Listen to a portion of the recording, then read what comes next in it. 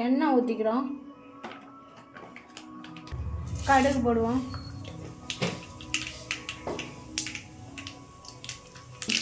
பெரிய வெங்காயம் போடுறோம்,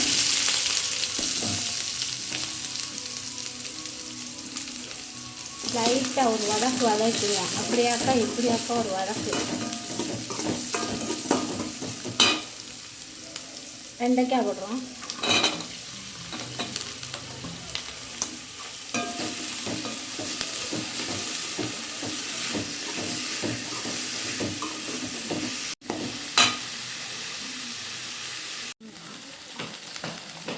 உருளைக்கிழங்கு போடுறோம் பாருங்கள்,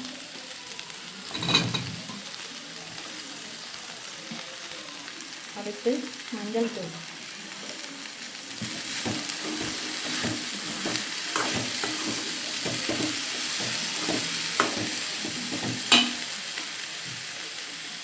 தேவையான அளவு உப்பு,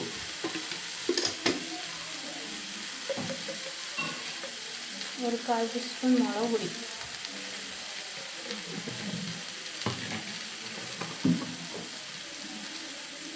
கால் டீஸ்பூன் குருமிளகு பொடி,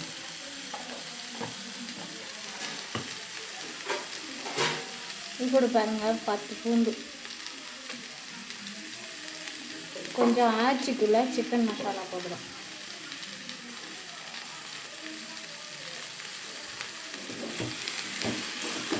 பாருங்கள், இப்படி கொஞ்சம் நேரம் நல்லா வதக்கி விட்றோம். தண்ணி எதுவும் சேர்க்கலாமான்னு பார்த்தீங்கன்னா சேர்க்கலாம், கொஞ்சோல சுடு தண்ணி, ஏன்னா இந்த உருளைக்கிழங்கு வேகணும்ல அதுக்கு. ஒரு 5 ஸ்பூனு சுடு தண்ணி சேர்க்கணும், பார்த்துக்கோங்க. இப்படி ஆகும். அப்படியே அடைச்சி வச்சிடலாமா? மூடிட்டு அடைச்சிடலாம். ஒரு 10 நிமிஷம் இருக்கட்டும், அது கழிஞ்சு பார்ப்போம் வாங்க. 15 நிமிஷம் ஆகிட்டு திறந்து பார்ப்போம். ஓகேங்களா? இப்படி ஆயிடுச்சு. தண்ணி ஊற்றலை பாருங்கள், நான் லேசாக அந்த 2 ஸ்பூன் தெளிச்சோமா அது பாருங்கள். நீ தக்காளி வைப்பேன்,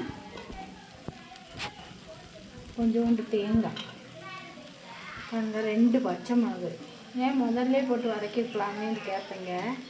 பாருங்கள், பச்சை கருவேப்பிலை போடல,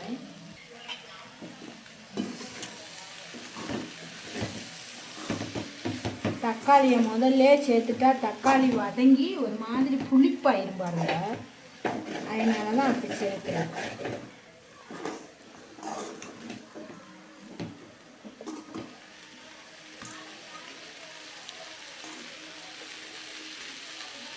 ஒரு 5 நிமிஷம் மூடி வச்சிருவோம்.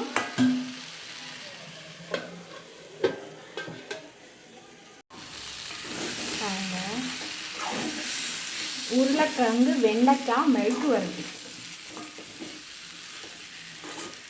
பிடிச்சிருந்தா லைக் பண்ணுங்கள், ஷேர் பண்ணுங்கள், அவ்வளோதாங்க.